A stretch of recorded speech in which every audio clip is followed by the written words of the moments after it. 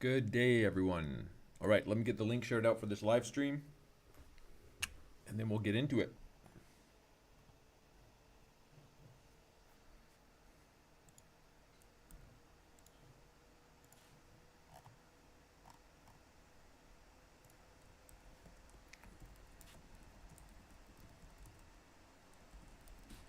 Sharing the link in the Discord.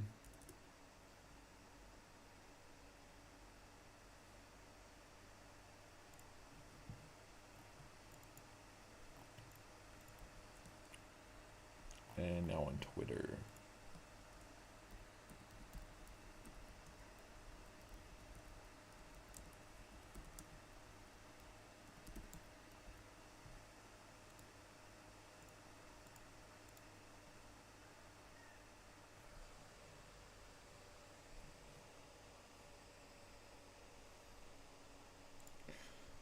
All right.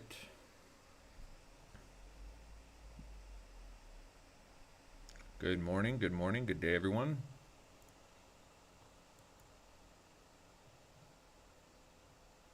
Just make sure everything is set up properly.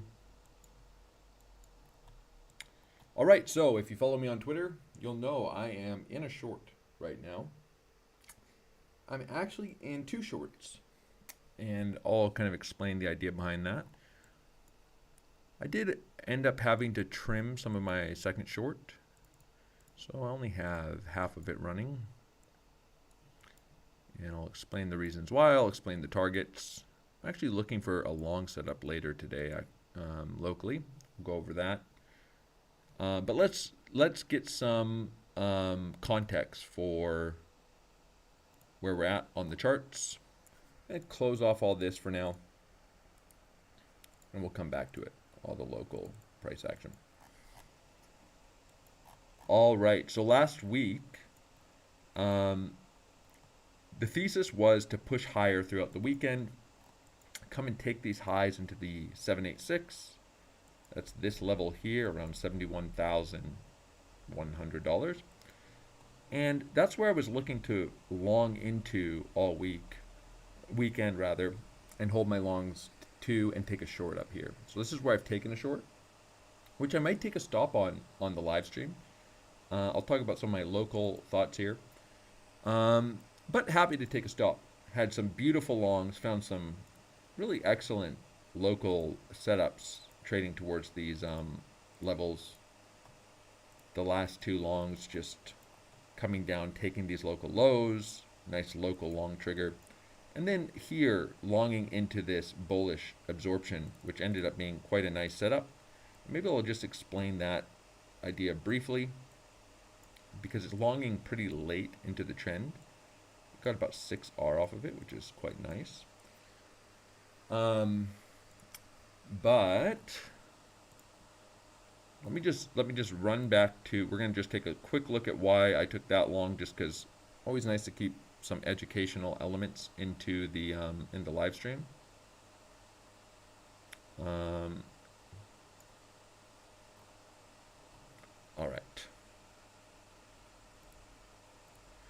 All right, so as we are pushing up towards the final targets yesterday, I was looking for setups to add. And what I would have preferred was to come down and take these lows as we were consolidating. I was just pointing out that there's a case for just adding more long risk. And it's always good to think of it in terms of risk. You know, what's the risk reward of taking the long? And that's just because as we were consolidating, all the local selling was getting absorbed. So although I still wanted to long around towards that 71K target and keep adding to my longs, I wanted to still have clean setups and, you know, not take unnecessary stops with tight setups. So that was one of the longs, for example, but we'll note some really bullish order flow in the weekend and all these higher lows. And so I just took a long right here with an invalidation under these lows, targeting that last leg up, which worked well. So I just said, although I'd prefer the lower setup, it's reasonable to add, and just leaning towards trying both. I'll try a long here. If it gets stopped out, I might try a long on a retracement. But anyways, quite happy with the series of longs into this idea. and traded my short a little wider. Hasn't been stopped out. You know, I could close it for a half hour loss if I wanted to here. But I took another short today, and I'll explain that. So on a different time frame, and that was the sweep of this high. Kind of looking for something like this. So obviously, you know, whether I have a thesis for price retracing down into the 60K lows or not, I'm not expecting price to teleport there, right? So there's going to be long setups I'm interested in, short setups I'm interested in. It's the same thing, you know, on this uptrend. Even if I have a bullish thesis up here, well, there's multiple ways to add to my longs into this thesis, right? So I can trade it multiple times. But anyways, I was kind of looking at price action today, just this local price action, and I kind of like the idea of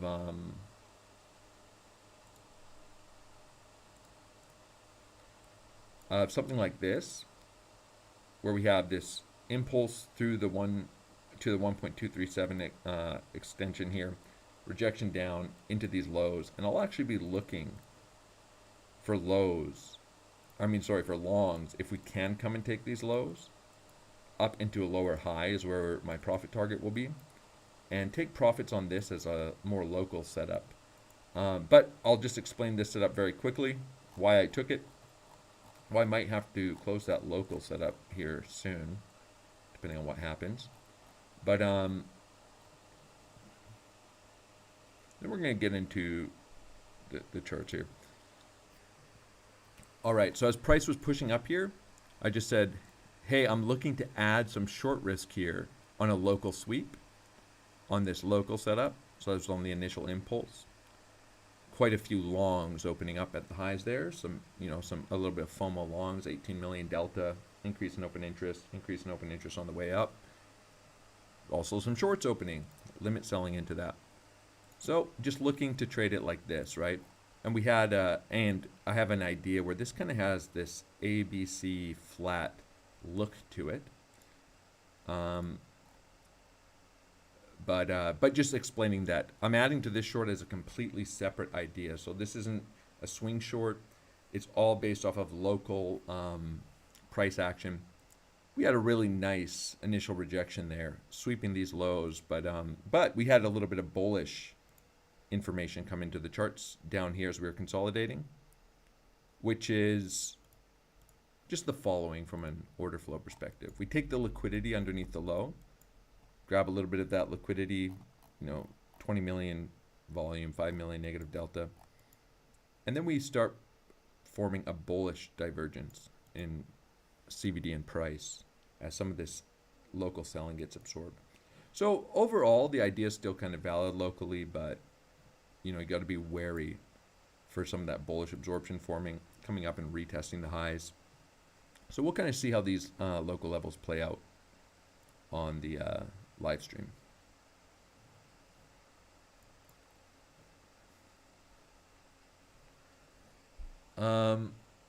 Someone's saying there's no audio. Oh, no, never mind. Sorry, my mistake. Okay. Yeah, do I think there's trap traders? Well, there certainly were trap traders up here. When you have all this delta coming in with increase in open interest,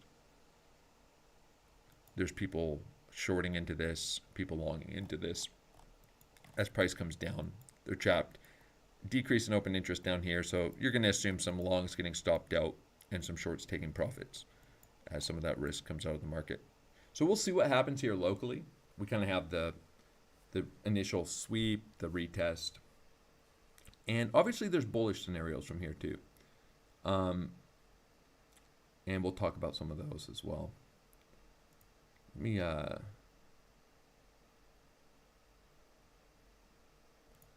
move this over here. But I'm happy to have shorts up here. Whether they work or not is sort of irrelevant to me.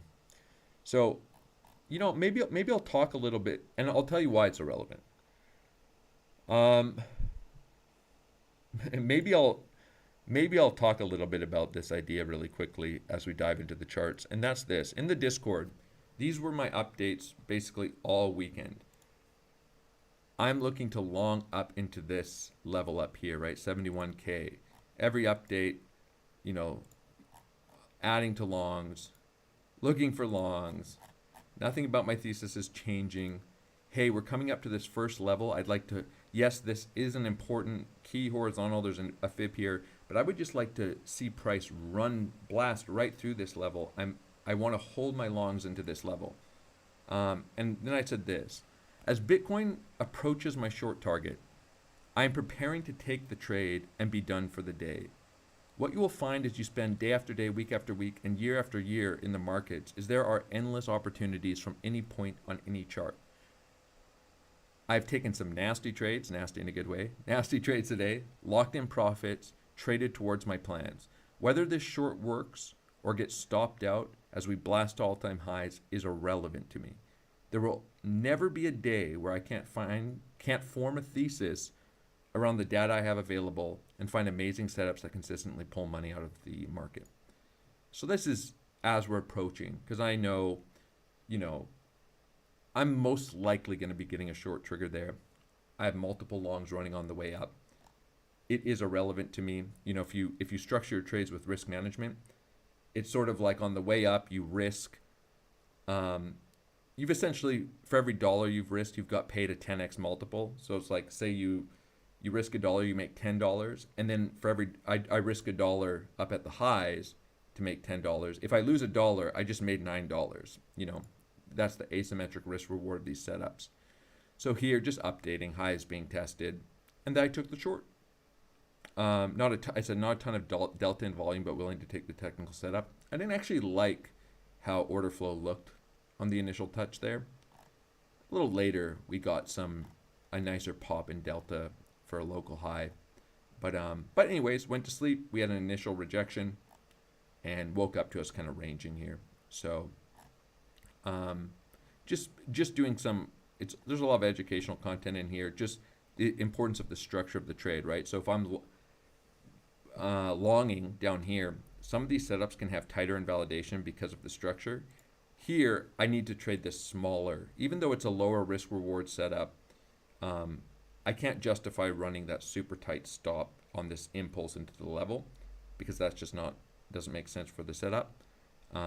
So just pointing out, it's important to give, to trade on the time frame you're trading on, give your trades a little bit of room to breathe. Which I have done with my swing short here. But anyway, so let's take a look at things locally. We'll take a look at things on a higher time frame. I guess maybe I'll talk a little bit about why I'm probably, depending on what happens here, probably leaning towards a deeper retracement, and I'll talk about some of that logic. Although I've talked about it so much over the last maybe 4 days because it's all was a part of my thesis of coming up and taking these highs first. But I'll touch on that a little bit. But anyways, this is a local range. Certainly some signs of strength coming in here as we're retesting the range. But I choose to just look at the price action like this. If price goes higher, I have some of my longs running, but I've taken pretty big profits off of them. I'll just find new long setups. I mean, even this could have been a nice little scalp long setup. But I'm choosing to look at this locally as a range. So I'm not going to be longing up here. If price goes up, that's fine. If I take a stop on my short, that's fine. What I would like to see is price come down and wipe out some of this liquidity.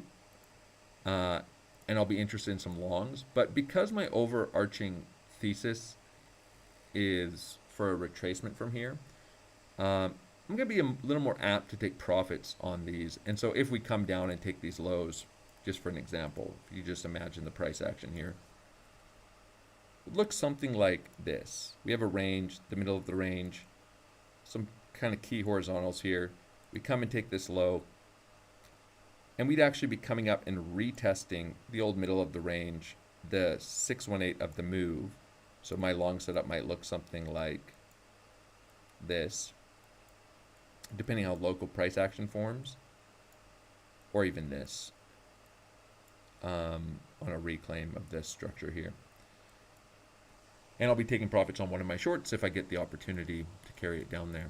But this would be a nice technical level to retest, and then it would also be a retest of, of this high. Let's go to the 1 hour chart here. So that's kind of how I'm looking at the charts locally. Let me just remove all this for a second.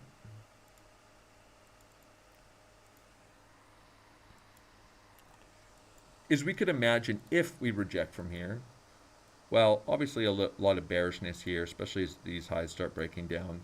Could offer a nice little local long setup as people start shorting the local low, squeeze some of those out. And this will really be a critical moment locally if we do have a rejection, which will be to come retest this high and put in a lower high. So that's why I would look to take profits on my longs there, and we either, see something like this, maybe where we start forming some of that bearish structure, lower high, a lower low,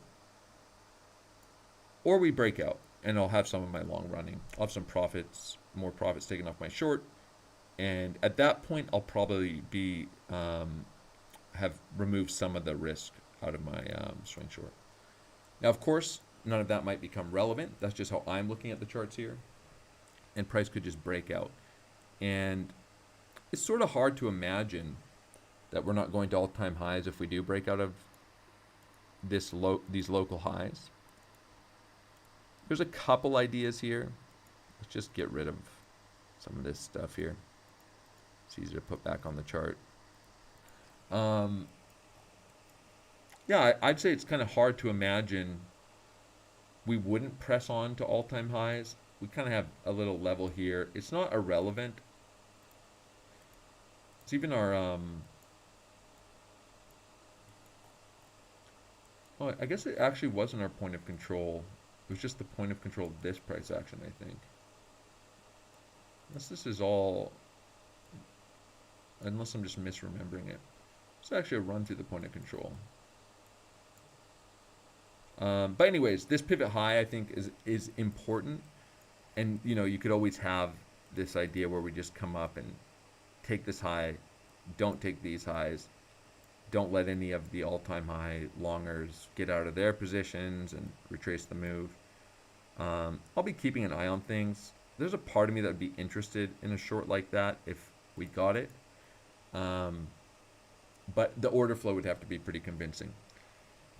So let me talk about why I lean towards lower, and whether it's from here or not, I don't know, right? I mean, I'm willing to short it with risk management. I'm willing to put on some risk with, I think, a pretty decent risk reward for this thesis. It was my targets for longs. It's nice to have those trades print on the way up, and maybe that kind of offsets some of the fear that someone might have of taking the short, right? If you've kind of traded some of this well, willing to put on some risk on the short. But here's the idea here. So let's take a look at BlackRock ETF. So what's been developing here is super aggressive longing has been coming in to this BlackRock ETF. This is market longs, and somebody's been filling some pretty big selling orders with the limit selling. And anytime this has happened so far on this IBIT chart, and this goes both for, it's one of the reasons that I've gotten bullish at the lows, and it's one of the reasons I've gotten a little more bearish at the highs, and I've covered this concept many times, is as I look at this order flow data, and again, we don't have a lot of history. I've only been looking at this since February, right? But it's interacting with some of these aggressive buyers and sellers as we have, how you would expect if you understand the dynamics of order flow. It really doesn't matter what the asset is. What we're looking at here is anytime aggressive buyers come in, price retraces and wipes them out. Anytime aggressive sellers come in, price rallies, and you can see signs of aggressive sellers getting absorbed and aggressive buyers getting absorbed. It's actually one of the reasons I shorted up at 73K. You'll notice the price is different here on the BlackRock chart because the pricing structure is different, but the price action is very similar. to Bitcoins because the underlying asset that the value of the BlackRock ETF is based on is Bitcoin. And so even here, we see aggressive selling and then all this aggressive buying come in. This is when we're making our 73K all-time highs. So one of the reasons I decided to get short up there is because over and over again, these aggressive buyers have been flushed out and the aggressive sellers have been wrecked as well. So there actually hasn't been a single moment on this chart yet, and it doesn't mean there won't be, and I can explain what the alternative thesis would be, where these traders haven't gotten wrecked. So these aggressive buyers, this is coming into Friday, not last Friday, the Friday before. It's another reason I was just looking for lower into the close. Again, they get wrecked, they all sell, and then price rallies. And so the point is, this is the most aggressive buying that we have ever seen come in to the IBIT chart. And aggressive refers to at market, right? So you can market buy, market sell, you can limit buy, limit sell. And so for every time somebody buys, somebody sells. I just went through this whole analogy in the Discord, which is instead of thinking of it as, oh, there's really aggressive buyers here, or sorry, there's just buyers. These are all buyers. Everyone wants to buy Bitcoin. There's always a seller. If you go to the market and you want to buy an apple, you wouldn't say, oh, there was you bought 5 apples. There was 5 more apples bought today. Lots of apples bought than there was sold. No, there was someone bought 5 apples at the market and somebody sold 5 apples at the market. And that could be the stall at the market is selling apples. So for every buyer, there's a seller. For every seller, there's a buyer. And there's someone doing a lot of selling into this. And there are a lot of traders that have unsecured profits and a lot of downside risk. And so what I would like to see for this chart to continue to be so reliable is price to come down and wipe out all these traders. And for this seller that's been selling into all of this, and we know it's relatively a lot of selling because look how much the cumulative volume delta has been ramping up here. Its price should be through all-time highs, you could argue, right? So this is some of the most aggressive buying we've seen come in. And frankly, that's just bearish in terms of how this order flow has been playing out. But what can be the other scenario is that somebody noticed the same thing I'd noticed, which is I started noticing it all throughout here and took some of my trades based on it is, oh, this is like a cheat code for the market in that we could compare it to other order flow data sources and other exchanges, but this is so clean. I think there was a conversation. It almost just looks like 2 people trading this. One person being an idiot getting wrecked and one person being rewarded for somebody being an idiot. And these pivots have almost always played out with these significant buyers and sellers. This would be the first time it doesn't. And so what could have happened is a much bigger trader came in and said, oh, I see what this limit buyer and limit seller is doing. They're exploiting all of this aggressive buying and selling, and maybe they've come in and they've just put in the most aggressive buying, and they're actually trapping the entity, you could just call him the trader, who's been counter trading all of the aggressive buyers and sellers. And so a bigger fish came in and said, well, the liquidity is in trapping this person who's, you could call it manipulating price, but it's not the right way to look at it. Is that the most likely scenario? No, it would be the exception, right? So why assume the exception here is basically where I'm at. And all of that to say, this data was intact before this rally. I still longed up into this because there was a nice idea to get long, and the other order flow was just bullish. So that's the other thing is we've had conflicting order flow. So this is just all bullish on Bybit, for example.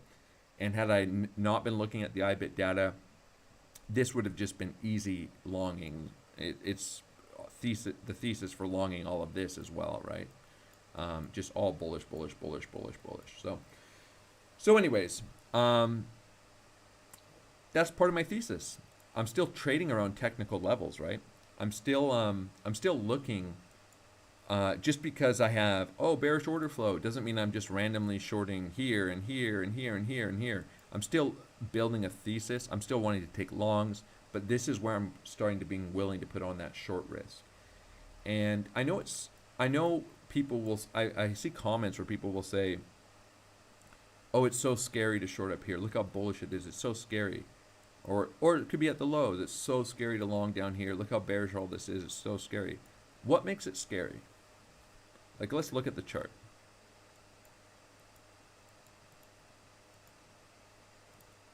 What was the scariest time to have longed in any of these impulses?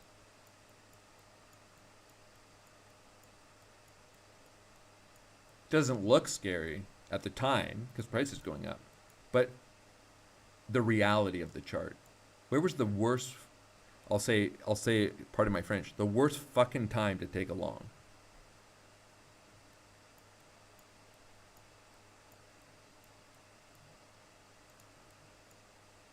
Why is this scary to short? You don't have to short it, but frankly, I'd be a little scared to take a long up here. That's one aspect of it. Where's the scariest time or the worst time to buy versus the best time? In reality, it's probably the best times to look for shorts. Best times to look for longs. Scariest time to take a long. So let's address the price action that way. Why is it scary to short something that has impulse to the highs? Why is it scary to long something that's impulse to the lows? Well, if you don't have any structure of your trade, any levels, any way to invalidate it, yeah, it's scary, because if you're not using risk management, then you're going to get wrecked no matter what system you're trading, because it just takes one trade to go against you. The other thing about what is scary or what is not scary is risk management. Let's just say you're trading a $1,000 account. How scary is it to risk $10 on this trade?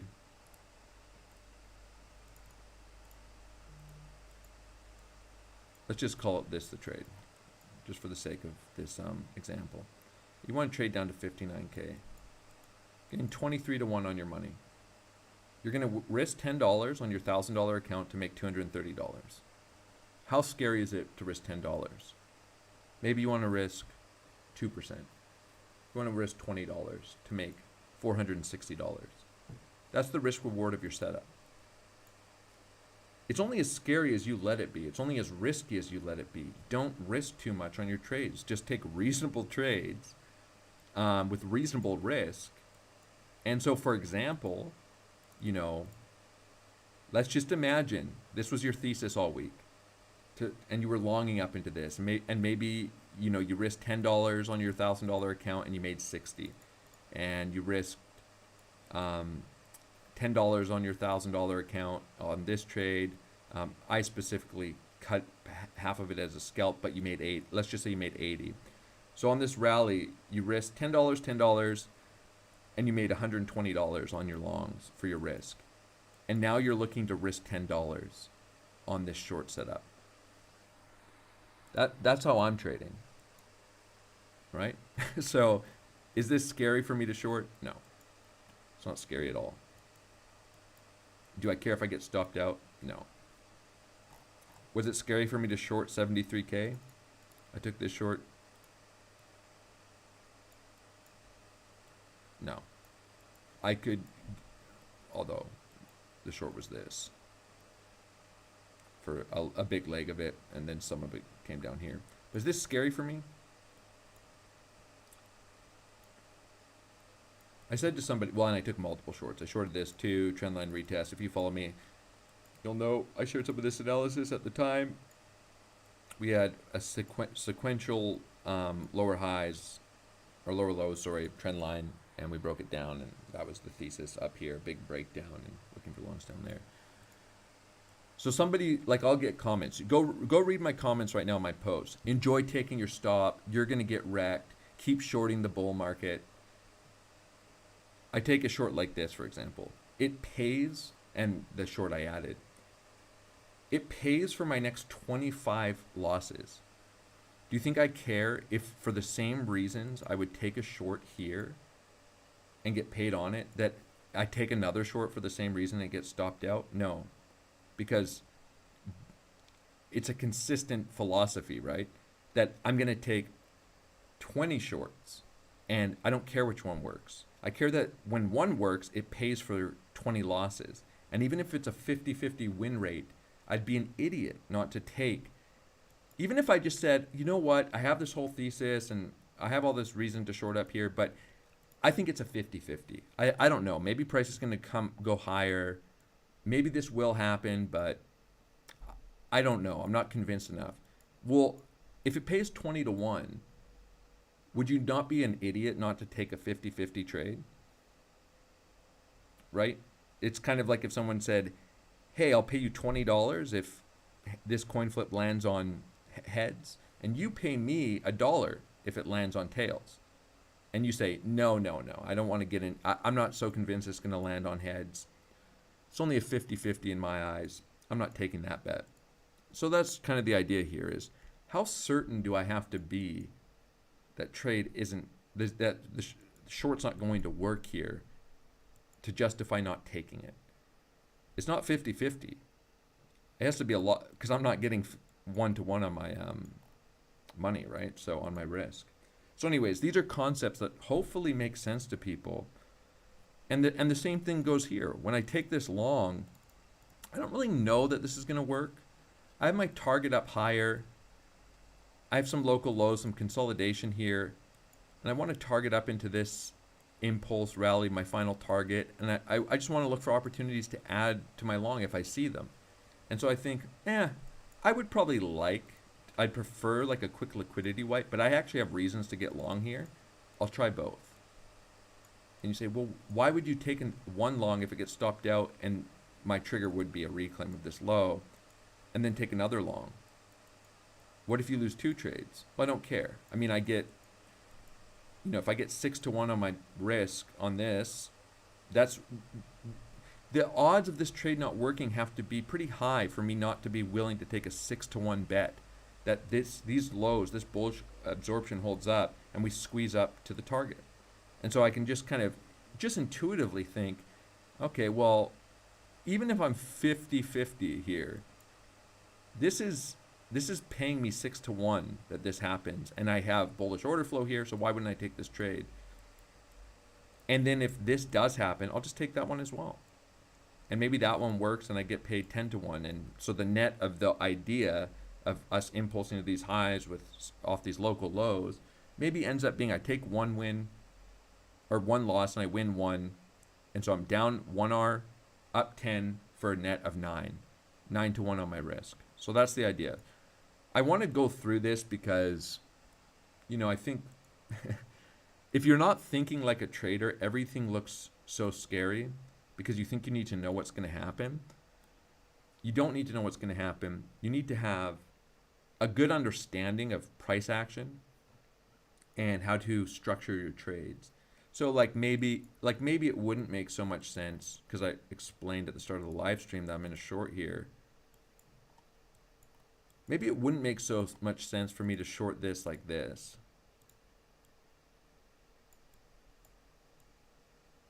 With my invalidation 0.04% away, to panic close my position as soon as this wick comes through my position.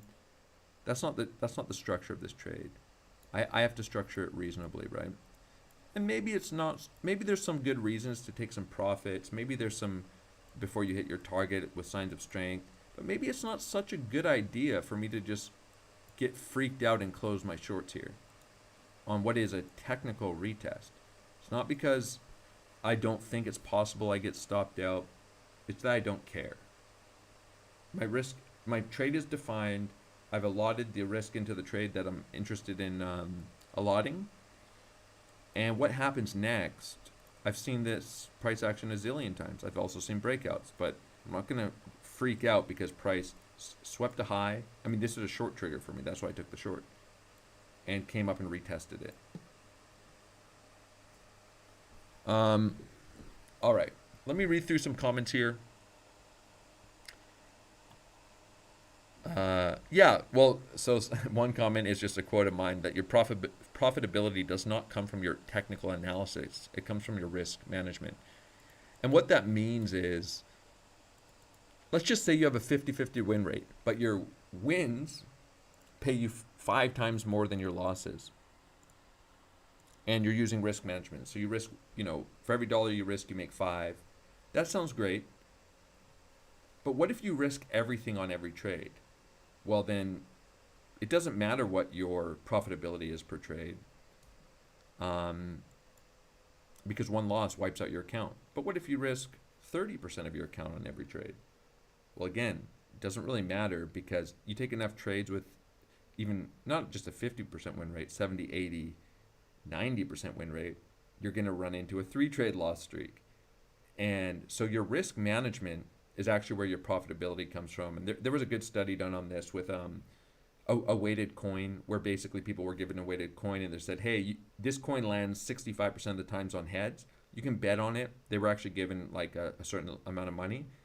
And it was all economic experts that they gave it to, I think 40 or 50 of them. And because they couldn't figure out how to size their bets, so some people would say, okay, well, I'll just bet all my money on every coin flip and it's 65% chance. Well, then, logic is you flip that coin 10 times, you think it's not going to land the 35% on tails and you're just going to bust. And so actually a high percentage of them bust, and they lost everything in the experiment because they sized too big for the odds of the trade, right?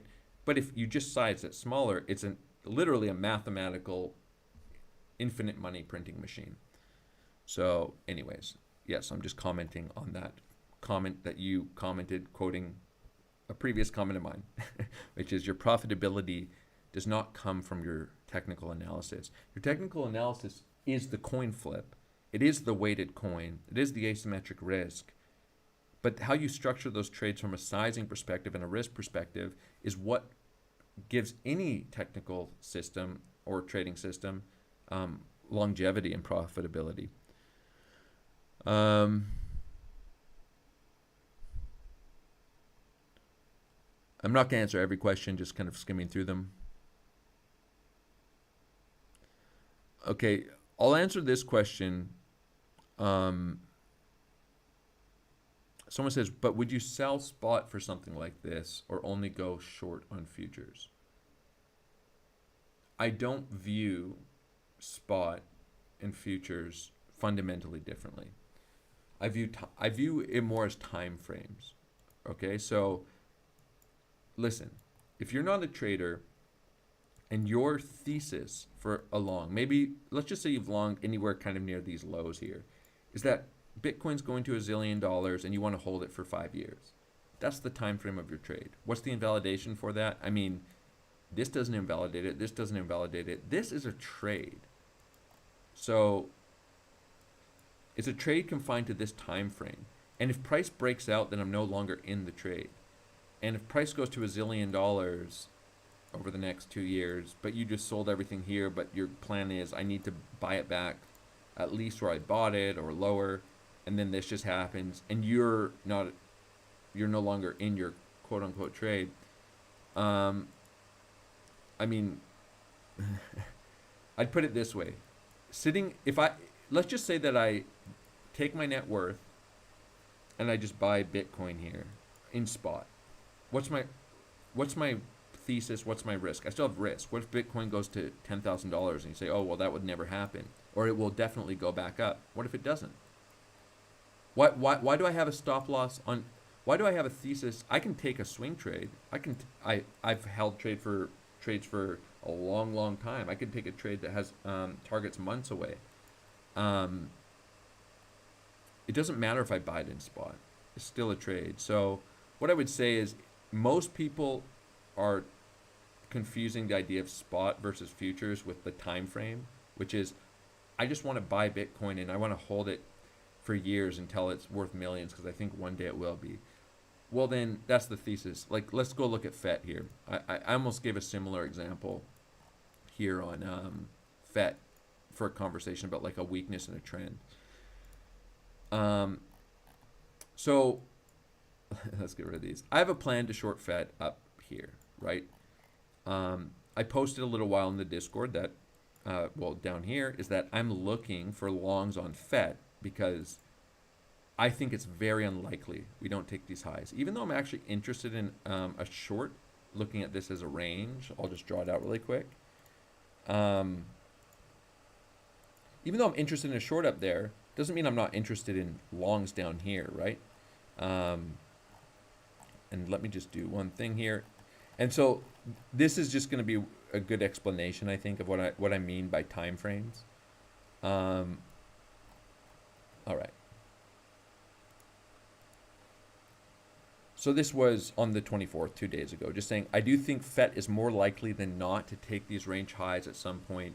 We'll be looking for long setups towards them. I've already talked about the short. I mean, I talked about it 2 weeks ago. The idea of shorting this level, it's just a trade. I don't care if I take a loss or not. It's kind of fun. I made a comment like, give me 3 tries and I'll short the all-time high of FET for a 70% move down.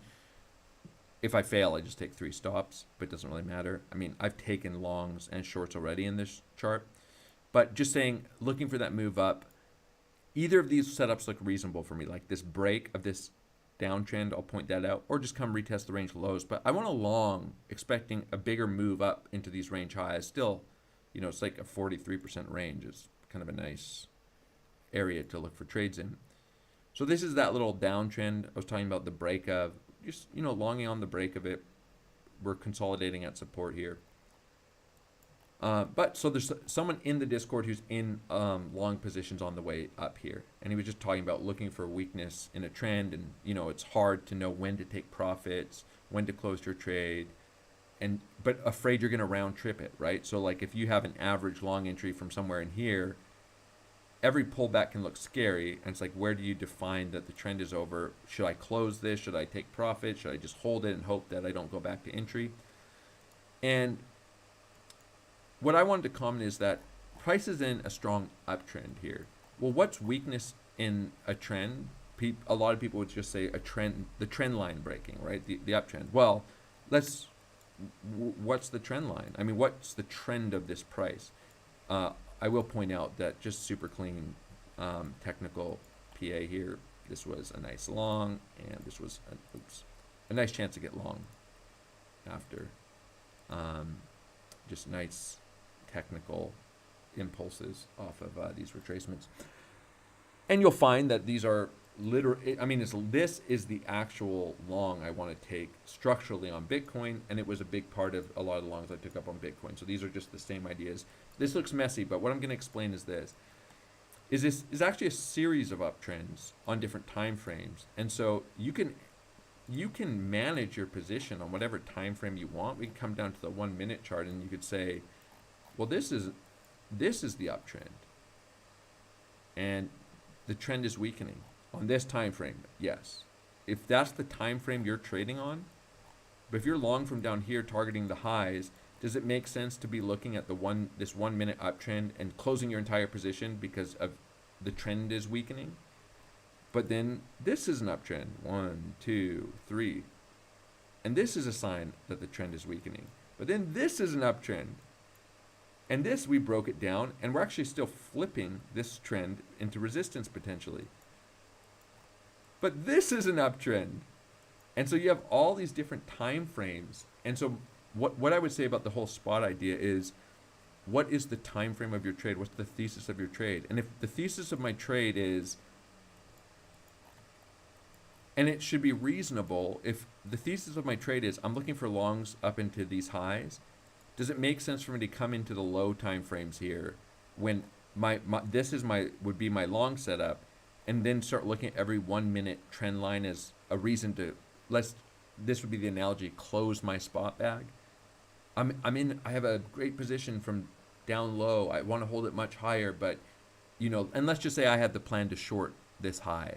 I don't, but let's say I did, and somebody said, oh, should I close this bag? Well, what's the thesis of your trade? And what's the time frame you want to even think about it on? And so there's nothing wrong with me just saying, yeah, this is my long. If I wanted to, I could say, I might even add to it. If this breaks down, I've round tripped it. There's nothing wrong with me saying, And if this trend starts weakening, I'm going to take some profits off of it and just set my stop to entry on the rest.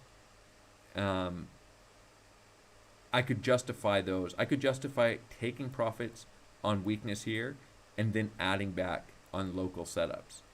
It's just literally the time frame you want to manage the position on and where you want to leave your risk. And you have no idea what's going to happen. So you could make the decision that, oh, this is really the uptrend here, and I don't want to get bearish on any pullback, and then this happens, and you take a full stop because you never removed any risk. So hopefully that all makes sense. Is that, I mean, I could be later today taking a long setup because of my own analysis, like this one I explained yesterday.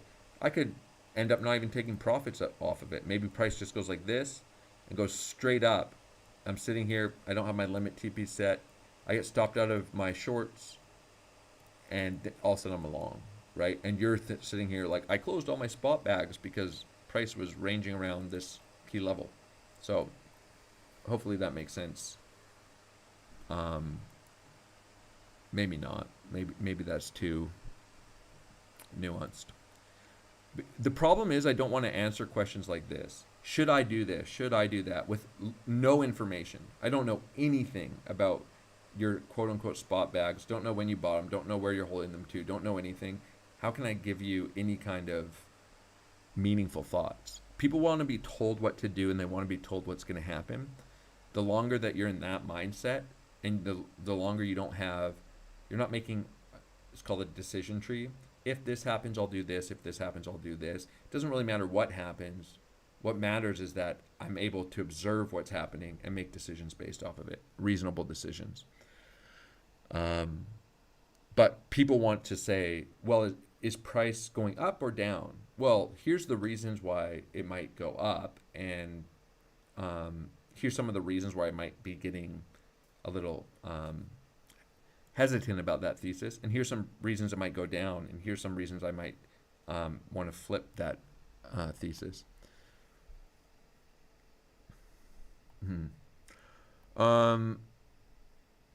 I know that was a bad diatribe into time frames, because I think 40 viewers left while I was doing it, so it probably wasn't landing very clearly. But all right.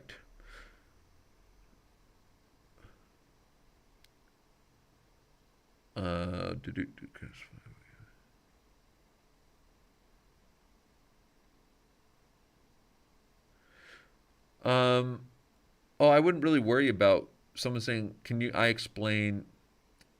Member of the Discord is actually a moderator. Can I explain which CVD data would you take into consideration when open a position? Totally confused with IBIT data, but until now, Bybit and Coinalyze was easy for me to interpret.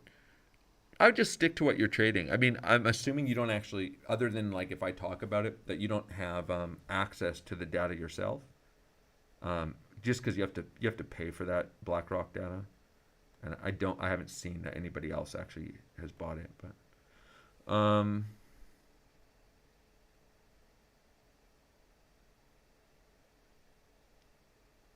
I mean, I'm kind of using the thing about the IBIT data is I think it's good for potentially building medium to higher time thesis around price action, but you have to understand that it's not even open on the weekends to trade, and it closes every day. So there's like big chunks of time where nothing that happens even matters to it. So I think it's better for higher time levels, but trading the technical setups and using some of that existing order flow data from something like Bybit is probably the way to think about your execution.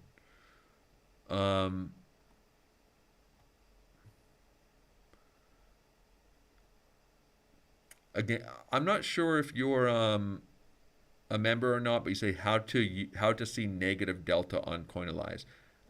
It's just the CVD line. It goes up, goes down. It's just the if you're in the Discord, definitely go through the educational materials on order flow.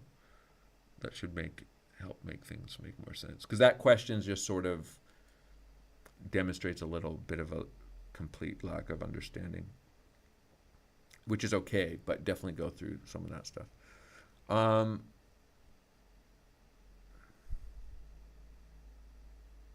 would you, what would make you consider long entry on Bitcoin from this range?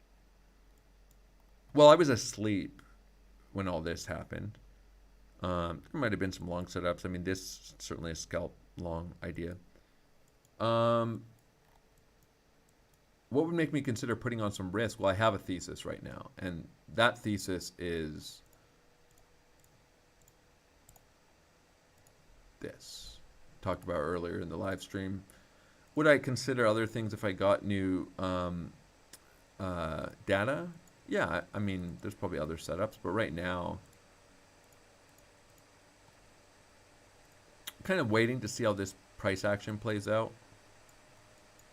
There's kind of a couple ideas down here.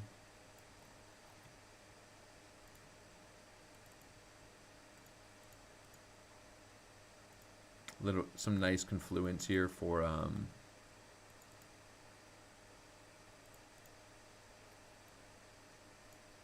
I do this way too deep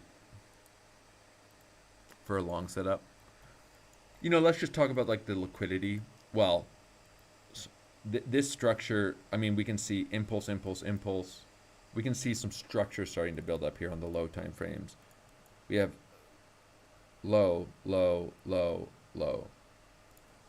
If price does indeed come down through these lows, it would have wiped out a lot of our local structure, grabbing this liquidity. Nice idea to get a bounce there.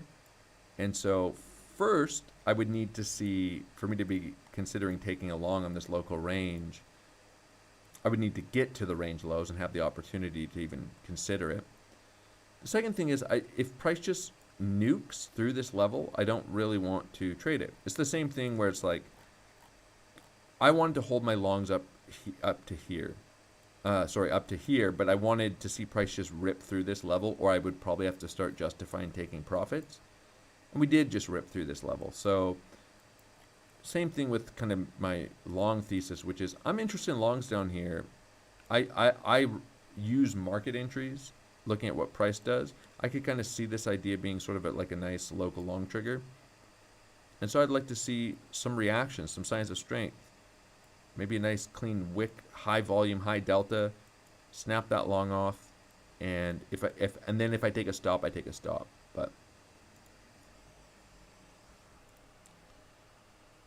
And I might not get this long setup, but I'm interested in it, and I'm interested in shorting down into it.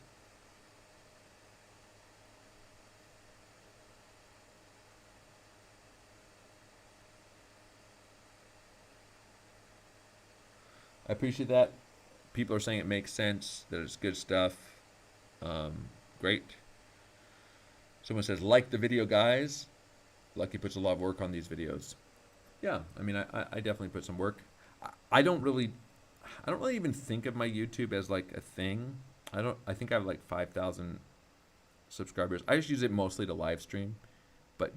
And so that being said, I wonder, like, if you like, subscribe, comment, whatever on live streams, maybe those show up on other people's feeds. I don't know. But definitely give it a like, comment, subscribe, or whatever. It's just a nice place to live stream. But for example, all this said about FET, yeah, I'm interested in shorting up higher. I'm interested in adding to my longs if I get the chance. I have some alerts set down here. I might not. I'm going to see how some of this price action plays out. And I only drew all these trend lines here to show just the example of time frames for conversation in the Discord, because every retracement looks scary when you're deep in profits. And every trend, like as price is strongly trending and there's stronger and stronger trends on different time frames, then it starts looking even scarier when some of those local time frames break.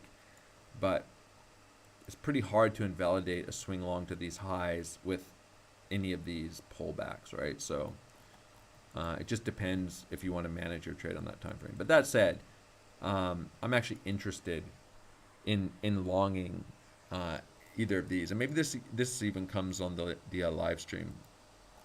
I don't really actually care that much about the trend line here. I care more about taking these lows, run these lows, and I have a nice clean local setup. I may even have to take profits on that setup up here. And the same goes for, like this is kind of a little bit of a breakdown, but the same goes for this as well. I'll probably try both of those. This one I won't take, like if there's no reclaim, if price just runs, breaks down the level, I would take this long. But again, I don't need to know what's going to happen. I don't need to know what's going to happen. I have really good risk reward on these setups, and I either get them or I don't. Just set alerts. If I get them, I take them. If I don't, I'm not just going to randomly be opening longs anywhere on the chart here. Because I think price will go up, especially without invalidation. Because what people will do is they'll say, oh, yeah, we're definitely going up to $3 and new highs. So I'm just going to long, no stop loss. Oh, well, it's going to go up. And then somehow they just bought a bunch of FET here and had no plan to get out. And price, it doesn't work. I'd rather just take a stop loss and define my risk. But trade, you know, where people will say something like, using a stop loss or cutting your trades is a bad idea because you'll just cut them and then price will go up right after you cut them, and it could have been a winner, but you know, you'll just take stop losses or you'll close your trades at a loss. Just hold it until it's in profit. That is a ridiculous way to approach trading. The reason that people feel like they get stopped out all the time is because they don't have well-structured trades and they're not taken with discipline, right? And patience. If I take a long here with just random stop losses, I'm pretty sure I'm going to get stopped out.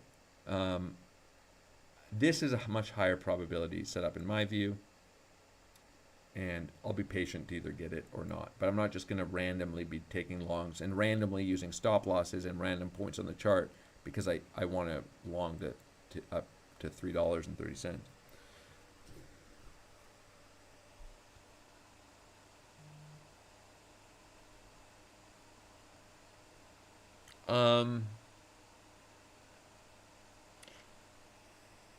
Somebody said we can look at Doge. I mean, Doge has been super strong. Got it. Super strong here. XRP has been as well. This was a nice retest for this daily candle low. This is the 1 hour chart, but again, into this GP, we can see this just over and over and over again in the market. I brought this up. Somebody asked me, it's funny, somebody in the group, and I just say somebody because nobody knows. Obviously, I know who you were, Gerard, I know who you were. But just asking how would I look to get into a long trade on XRP. It's been really choppy in Wiki. And he asked me, like right in here, I'm like, I mean, honestly, this is a nice long trade. You have a nice ranging structure here. We came and swept the lows, impulse, back into the 61.8% retracement of the impulse. Retesting this daily candle low, like you have a really clean setup here. But the point is, we're going to look at Doge. Doge has been kind of in a choppy, similar kind of choppy price action here without actually taking these wick lows. I'm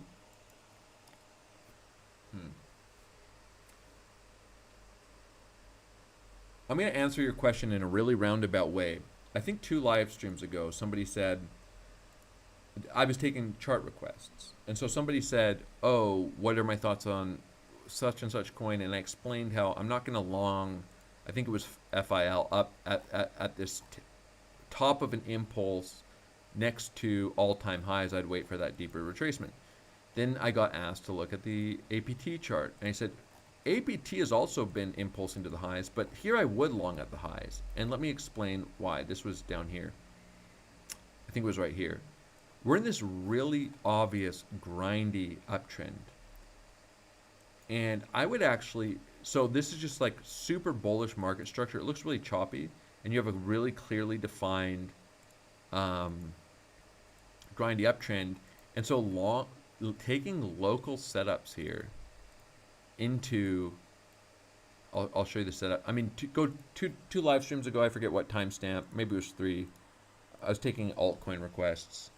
And so I explained how, even though we're at our highs at the time, there's nice structure here to actually get a really tight invalidation long setup.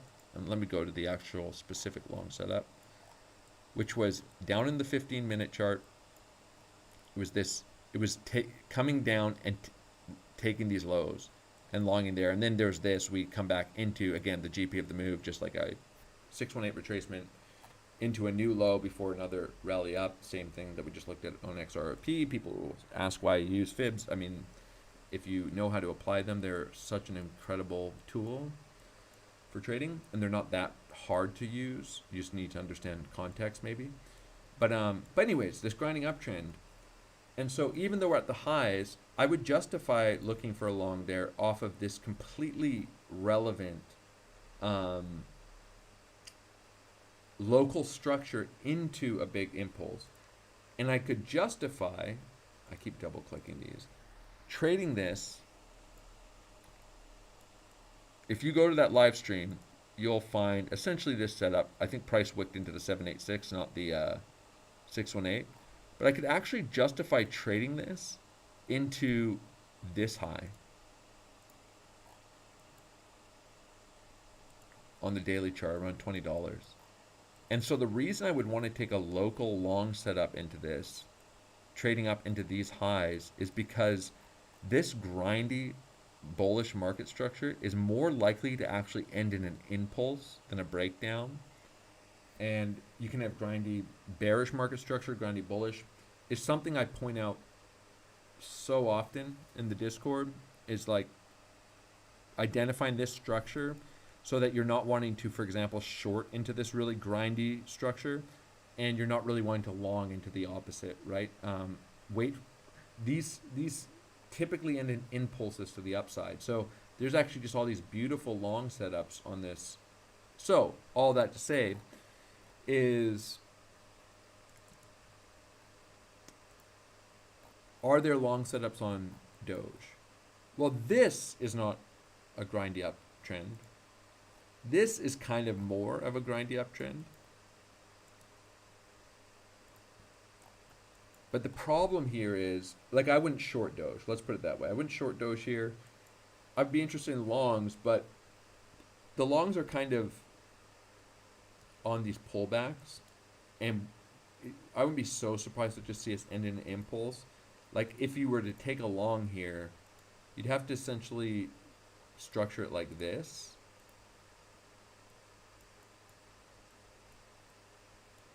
And I'm going to tell you what I don't mind about this, and what and be targeting kind of a breakout, right? What I don't mind about this, but you have to get through all these highs. But what I don't like about it. What I don't mind about this is Doge looks incredibly bullish, and you know, there's a reasonable idea here, and the structure would just be this uptrend continues and ends in an impulse. What I don't like about it is why here if you're longing? Like, you wanted to trade Doge. Is this an ideal setup? Why not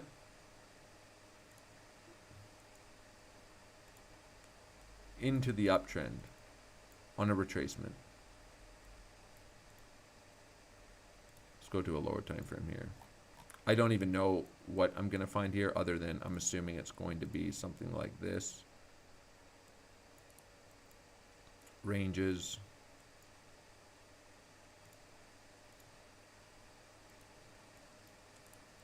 Why not recognize some bullish structure here and take these trades? And so you kind of end up in this weird position where I'm assuming you want a long, where you're longing Doge because it's so bullish, and maybe this is your structure, but how easy is it for just this to happen and get wiped out? You misread some of that structure. And what ends up happening is, instead of spending your time on the charts, identifying great setups before the move, so to speak, and not saying that the moves happened here, you're constantly finding the thing that is at its highs and you really want to get into a trade. And so your process on the charts isn't identifying a short setup here on Bitcoin. Your process on the charts isn't identifying long setups here. Your process is coming and finding something that is at the highs and has been going up a lot, which is, especially if you're a newer trader, and then looking for reasons to long the top or looking for reasons to short the bottom. And so when I say why here, it's not that there's no setup. It's just you can trade 1,000 things, you can have 1,000 charts, you can have 1,000 plans. I made the argument for longing APT when it was at its highs on those retracements. I could make the argument here on Doge. It doesn't mean it's a bad setup. I guess the caution would just be is why, what's the thesis, why Doge, and why Doge now? Why not Doge why not this setup on Doge? Why not this range, come down, grab the liquidity, and you just have beautiful invalidation? I don't know. That's my thinking anyways, is I can't look at every chart on every time frame, but what I do like to do is the things I'm trading is to plan out my trades ahead of time and get good, clean setups. And so, oh, nice. So let me frame this. Somebody says, the person who asked me if I can see a Doge trade here, I don't know. Maybe you want a short, maybe you want a long. I don't know. I wouldn't be interested particularly in either. Doesn't mean there's no trade. He said it's his first time here. So let me just put it this way. There's a trade setup everywhere on any chart at any time, and your structure is really going to be a big part of that. Like, would this be a good trade?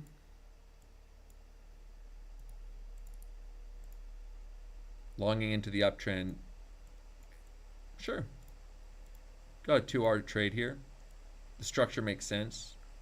Expecting the uptrend to hold, giving yourself some room. Trade it kind of small. You have about 10% stop loss. And maybe take 1-hour profits up here and then look to hold the rest. That's a fine structure. For me, the reason I wouldn't be looking for these setups every day is because also the time frames I'm able to capture. Like, why come in here every day? I mean, I could just justify this trade. I could say, you know what, I think Doge is going to go back to all-time highs, so I'm going to take a really small position with my stop loss 40% away.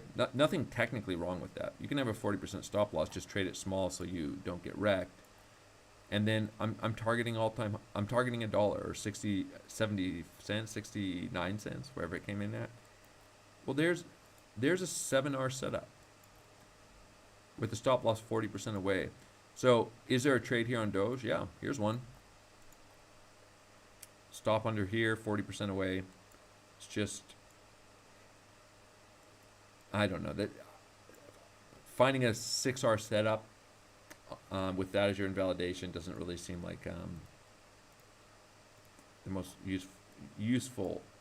I mean, this honestly does look bullish. I actually do think this is kind of a good trade. Put your stop loss 10% away, target up at the highs. A reasonable trade is what I mean by good. Not to say it will win, but it's reasonable. It's just not the type of trade I would be looking for on a daily basis. I would rather be identifying some of this stuff beforehand, like on APT, and looking for longs into the retracement with tighter invalidation.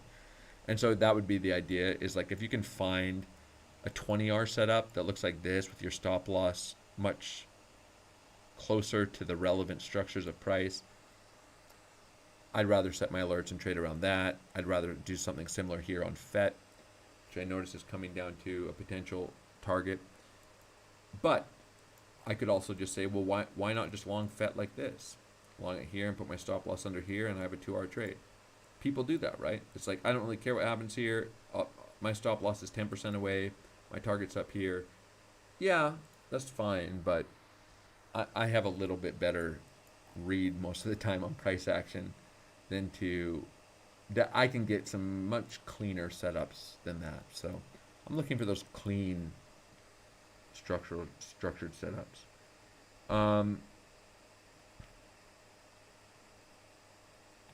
Mark says you seem to intuitively know what is important to pay attention to. Do you put this down to experience, or is it something calculated? Well, both. I mean, I know so much about so many things. half the times, half the things I'm thinking about aren't even said or put on my charts. It's just too much. I spend an awful amount of time analyzing the market every single day on every time frame, and have for many years. Yeah, it's experience, but it's calculated. I mean, I put it this way: I have a lot of tools in my belt. I have a lot of tools.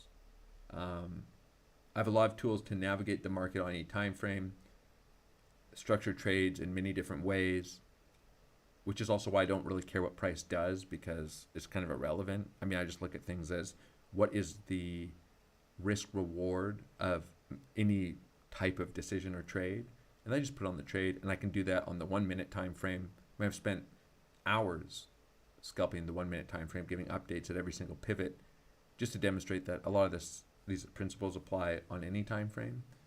And so, yeah, it's just, I have a good read on things, I guess it can seem like, because I mean, I've studied so many countless thousands of hours spent on the chart studying different dynamics of price action, different ideas in price action for charts going back 100 years. So there's probably some intuition in there, maybe some like undefined intuition, where most of the things, everything I use is defined. Like everything I teach in the Lucky Apes trading floor, I'm not sitting here every day saying, hey guys, I have a weird feeling that today price is going to go up, so I'm long here.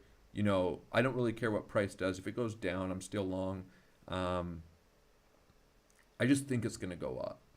I can't explain it. That's not how I do my analysis. I define everything. So whatever intuitions there are that aren't defined, I try not to even really rely on those. I try to define everything that I'm doing, because intuitions can kind of lead you astray. They're very close to emotions.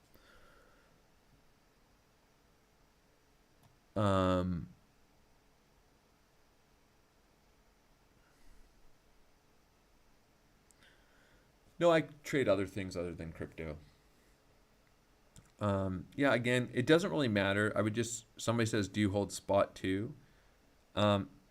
Again, for me, it doesn't matter if I open $1 million long position on FET here as spot or as a futures position, because I'm just going to, I haven't removed the fact that if price goes down 10%, I lose 100 grand. Well, what if you don't close it? Well, then what if I don't close the futures position? It's my position size. If I have $1 million FET position, I have $1 million FET position. And if I don't have invalidation for that idea, I don't believe that buying spot is a replacement for having risk management and invalidation for an idea. If I buy something spot, it's because I have a thesis for it to go up, and I also have invalidation. And so you won't find me holding a spot bag, as it were. It doesn't matter how the position was put in without invalidation. I don't see the distinction between spot and a futures position in terms of risk. And the idea that you don't need a thesis for your trade. Somebody puts on a spot trade. I'm not going to spend any more time after this on this subject, but it's a trade. What's the thesis? I want to buy here for whatever the reason is. It doesn't matter if it's because you saw a Twitter, TikTok, or whatever it is, or you had a vision. And my thesis is I want to sell it higher at this price.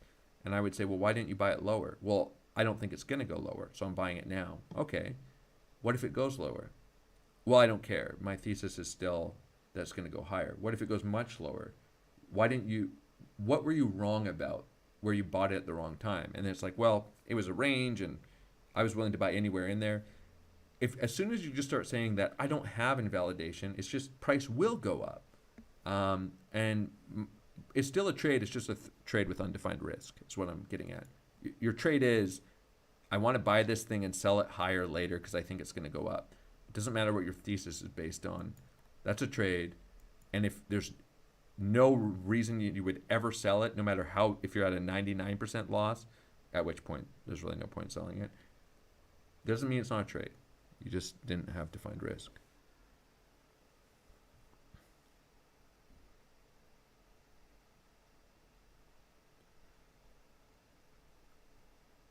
All right. There's lots of types of reactions. Just someone's saying, I hear you say you're looking for a reaction at level. What isn't a reaction? Let's start there. It depends on the time frame too, but like, what is no reaction?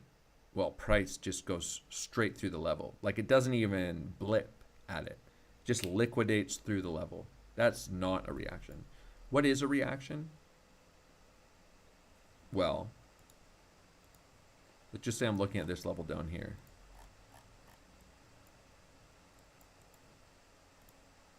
Heavy volume coming in and rips through that. It doesn't even ping at all off this level. And I'm also watching order flow at the same time. Heavy volume. That's a reaction. Does that mean the level's going to hold? No. If I saw 30 million delta dumped into that level, 30 million negative delta, yeah, be kind of interested. This is a reaction. This is structure forming at a very low time frame at the level. This is resistance. This is more structure. This is a reclaim. But what about if price just goes like this? Which it does often, right? How many times have we seen price interact with a level like that? Just a straight wick straight up into the level within 30 seconds. That's a reaction. Well, how do I know if I should put on the trade on the reaction or wait for the structure? You don't. Yeah, if I trade this and price starts coming up really quickly on a high volume, high delta wick, and I'm sitting here watching as price comes in the level, which I will be, and I will be updating that price is approaching in the Discord a level I'm interested in, and I see all that volume flush into the level and all that negative delta, and price starts waking up, I'm going to execute my long. I'm going to have it prepared before price comes to the level. I'm going to know exactly where I'm going to invalidate that long before I execute the long. I'm going to trade into that reaction. But what if you get stopped out? Then I get stopped out. I'm not going to take the long if price comes straight through the level. I'll execute it off that if I see one of many things I'd like to see. I might even take profits on it into something like this, stop to break even, and maybe consider just adding back if we get a retest. But the point is, like people say, like, how do you know if price is reacting to a level? Well, first off, is it reacting to the level? Like, if this is your level at the 786, was there any point in here where we knew that price was reacting to this level as we came up to this target in this whole uptrend? Well, yeah, there was clear signs on many time frames that this level was being reacted to. The point of a reaction, where people, I think, get the whole idea sort of mixed up, is they're looking for something that says, how do I know price will bounce? How do I know price will reject? You don't. You just put on the risk, but you manage that risk. And maybe you get that initial wick, and then price starts coming back down, and you decide to close the trade. I mean, there's no way, but a reaction is just a reaction. There's lots of types of reactions, and sometimes price wicks through a level and goes straight up. Sometimes it retests the level. But you know where you want to trade around, and you know what you're looking to see. You have a stop loss in place the moment you execute, right? And so worst case scenario, you take a stop. You might even take a partial. Better case scenario, you get some partial TPs off it, stop to entry, maybe get a retest and you get your full size anyways, or price just goes straight up. But most people, I put it this way. I think trading some of those really like aggressive, high volume, high delta moves for paper trading can be like a nice way. Like I took a short up on this move. Wasn't even that really quick of a reaction, all things considered. Um, yeah, maybe catching those types of moves aren't the best way to start as a beginner, right? So for me, I've traded thousands and thousands and thousands of those moves. I can execute the trade. If people are sitting there saying, you know, how do I know that price is going to go up here and these moves are going down 5%, up 5% in 30 seconds, but they're coming into your key level. That takes experience too, right? So get on a paper trading account and start trading some of those ideas and executing those trades, and building that experience. It kind of makes sense, right? That the moves where a price wicks into a level, reacts, and reverses within 15 seconds aren't going to be the easiest thing for a beginner to trade, even if price just came exactly to the level you were watching and bounced exactly where you planned on longing. So anyways, I don't know if I answered that well, but a reaction's a reaction. A reaction doesn't mean that price, I mean, I took a short on this, and it doesn't mean I know that price is going to go to my target, or that price isn't going to just go straight back up as soon as I short, in which case I take a stop. All right, well, let's say this. We started this live stream with me as price was up here, and I was explaining I was short. I have 2 shorts running. I wasn't scared. I don't care if I get stopped out. I explained I'm in a short. Kind of scary to say you're short as price is pumping, but the thesis of that short is, as I explained, that it's either going to work or it's not. Now price is back down reasonably below my initial entry for the local setup. I mean, even this is like 1.6R, not so bad. I'm targeting down to these lows. It's either going to work or it's not. I'm interested in longs down there for a local setup. Obviously be updating, as I do every day, explaining everything I'm doing and why in the Discord. Tons of educational content in there. I navigate the markets every single day in there. If you're interested in joining and learning about that stuff, link in the description. It'd be kind of interesting, something like that. I'd be wary of the lower high and looking to take some profits off the long. I know I'll keep my swing shorts running. Doesn't mean I can't take longs on different time frames, get some exposure both ways, but again, I'm not going to be longing up here. I'm going to be shorting up here. And I'm not going to be shorting down here. I'm going to be longing. What I would guess is going to happen, well, I know, I looked at order flow. When do you think the most longs in this entire uptrend came in? Most market longs, aggressive longs, right here. I think at one time, the most longs that came in at a single point on like a 5-minute time frame wick was here. Why is that? Why wasn't it like here, here, here, here? I don't know. That's not where I'm going to be aggressively longing. That's where I'm going to be shorting. So where will I be aggressively longing? Well, I wouldn't be surprised to see a lot of people getting kind of bearish, at least locally. If this starts happening, getting wrecked out of FOMO longs up in here, and maybe even start shorting. Maybe we just nuke through this level. I mean, if we don't bounce from here, we're probably just having a bigger breakdown. Like this is just your classic BART, right? I'm sure anyone who's been around trading, especially Bitcoin, long enough, it's just like you have your Bart Simpson.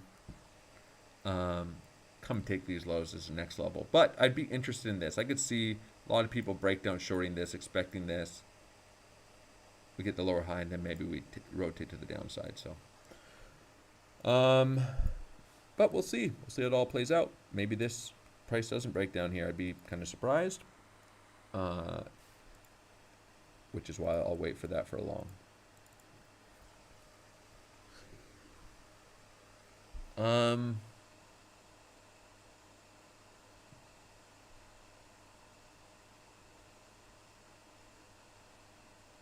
Okay, let me just, there's a few more things that came in. Someone says price is pumping. I don't know if you mean Bitcoin, but it's not so much pumping locally since the live stream. It's been pumping. What was the title of my last live stream?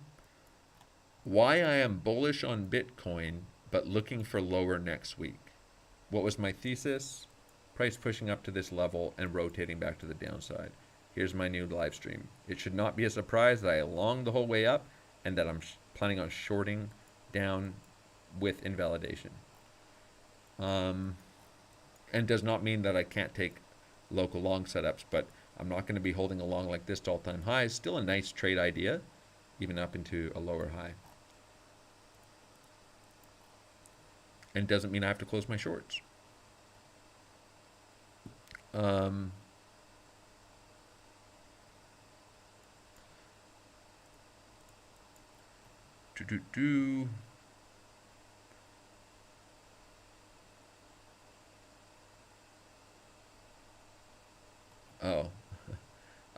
Did it? All right. People are just scared of taking a loss, or taking a stop loss, not knowing that that's the best thing that can happen. Imagine not having the stop loss and price pumps against you. Yeah, I mean, you don't have to be right all the time. You just have to have reasonable ideas and be willing to cut an idea that isn't working. Just accept, I was wrong. It doesn't even have to be that you're wrong. It's just, this is my predefined risk. Maybe you're right. Maybe you just get stopped out and price then goes for you, but you can always re-enter a trade if you want to. Just having some invalidation and structure around your ideas. All right, I'm gonna end the live stream here. I mean, part of me wants to just like, anytime I do this though, it's essentially never works. Like stay for a key level.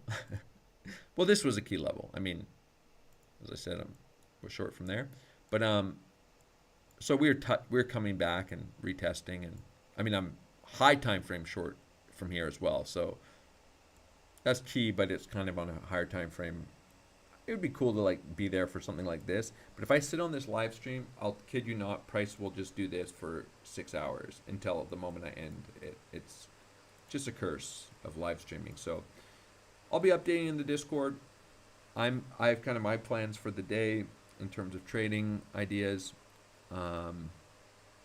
and yeah, either works or it doesn't.